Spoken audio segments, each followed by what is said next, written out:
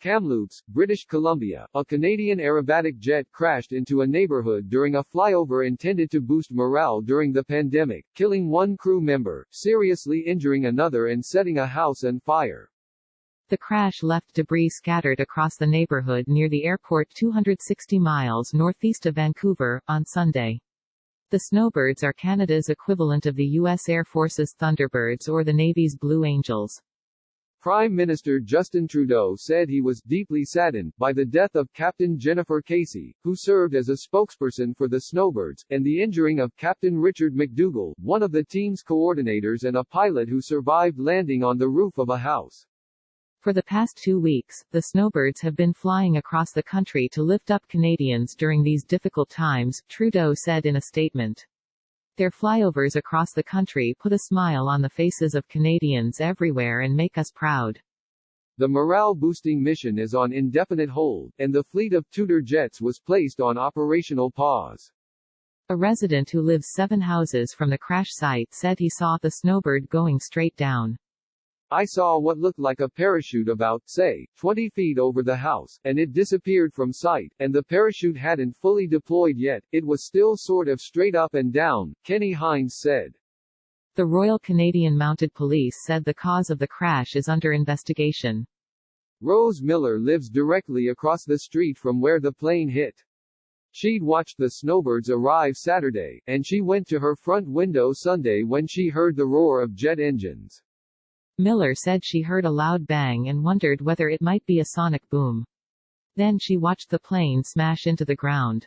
It looked to me like it was mostly on the road, but it just exploded. It went everywhere, she said. In fact, I got a big, huge piece in my backyard. The cops said it was the ejection seat. Miller said a couple in their early 70s live in the home where the pilot landed. Both residents are okay, she said, noting that she'd spoken with them after they were evacuated to a nearby street. The woman had been in the basement while the man was behind the house. This accident really shakes us to our core, Kamloops Mayor Ken Christian said. About 5 houses had to be evacuated.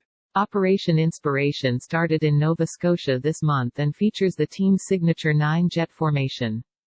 Marnie Kapustinski said she lives across the street from the crash site and was out on her deck when she heard the plane getting closer. We ran out under the cover to look and saw something black coming towards us.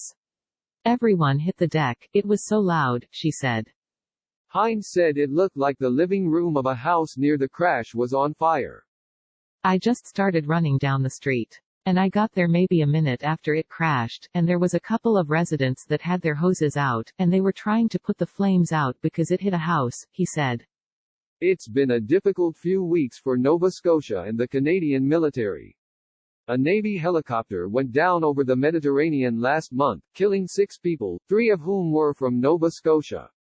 Casey's roots were in Nova Scotia, a province that saw a gunman kill 22 people in rampage amid the pandemic last month. Sunday's crash follows the downing of a Snowbird in October in Georgia, where the team was scheduled to perform in an air show. Captain Kevin Domon-Grenier had minor injuries after he ejected from the plane, which crashed into a farmer's field. No one else was hurt. The Snowbirds have performed at airshows across Canada and the USA for decades and helped raise awareness about, and recruit for, the Air Force. 11 aircraft are used during shows, 9 fly, and 2 are kept as spares. The Air Force obtained its Tudor jets in 1963 and has used them in air demonstrations since 1971.